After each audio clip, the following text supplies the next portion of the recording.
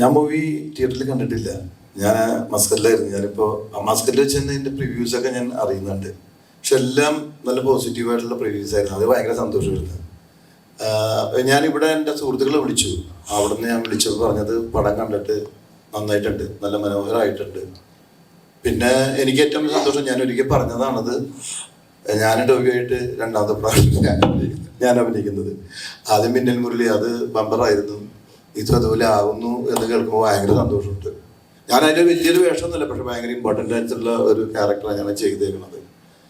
ഞാൻ നേരത്തെ കുറച്ച് കണ്ടതാണ് ഈ പടം.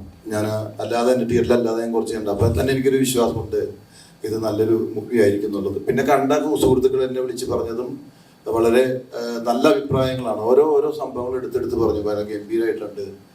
ടോവിയോ അഭിനയിച്ചേക്കുന്ന ഒരു പോലീസ് വേഷത്തിൽ വളരെ ഡിഫറെൻ്റ് ആയിട്ട് തന്നെ, ശ്രദ്ധാപൂർവം വളരെ ഡിഫറെൻ്റ് ആയിട്ട് തന്നെ ചെയ്തിട്ടുണ്ട്. അതിൻ്റെ മേക്കിനെ കുറിച്ചിട്ടാണ് എൻ്റെ ഫ്രണ്ട്സിൽ കൂടുതലും ഫ്രണ്ട്സ് എന്നോട് പറഞ്ഞത്. ഞാൻ കാണും, കാരണം ഞാൻ ഇന്ന് രാവിലെ എത്തിയുള്ളൂ. ഞാൻ കണ്ടപ്പോഴേ എനിക്ക് അതിനെക്കുറിച്ച് കൂടുതൽ പറയുള്ളൂ. അത് ഞാൻ പേഴ്സണലായിട്ട് ഞാൻ പറയും.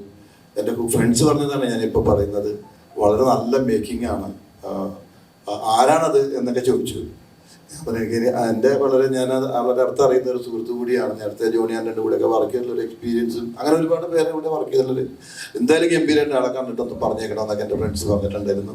ഇവിടെ വന്നിറങ്ങിയപ്പോൾ തന്നെ ഞാൻ ആദ്യം അന്വേഷിച്ചത് എങ്ങനെയുണ്ട് പടം എന്നുള്ളതാണ്. തിയേറ്ററിൽ കുറേ തിയേറ്ററുകൾ എൻ്റെ പരിചയമുള്ള കുറേ തിയേറ്ററുണ്ട്.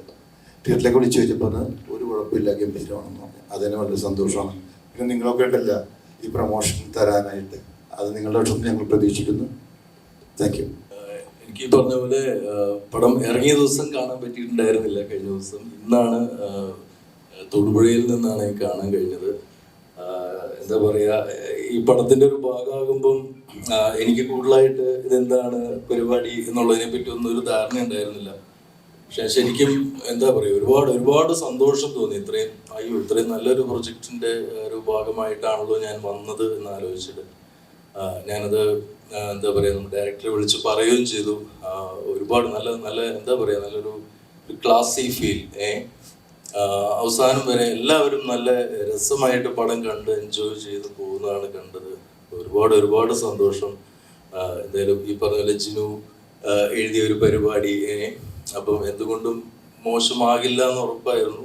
അതുപോലെ തന്നെ ജനങ്ങളത് ഏറ്റെടുക്കുന്നു എന്നറിയുമ്പോൾ ഒരുപാട് സന്തോഷം. അതുപോലെ ടോവിനോക്ക് എന്ത് രസമായിട്ടാണ്, വളരെ പക്വതയോടുകൂടി നല്ല രസമായിട്ട്, അതുപോലെ ആ ഒരു കാലഘട്ടമൊക്കെ എന്തല്ലേ 80s 90s ആണ്. കാലഘട്ടമൊക്കെ എന്ത് രസമായിട്ടാണ് അത് പിക്ചറൈസ് ചെയ്തിരിക്കുന്നത്.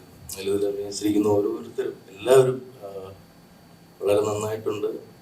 അപ്പം പടം ഇത്രയും നന്നായി വന്നതിൽ എല്ലാവരും സ്വീകരിച്ചു എന്നറിഞ്ഞതിൽ ഒരുപാട് സന്തോഷം. ടു അശ്വൻ ബ്രോ ഇങ്ങനെയുണ്ടായിരുന്നു റെസ്പോൺസ്? ഭയങ്കര എക്സൈറ്റ്മെന്റിലാണ് സത്യത്തിൽ.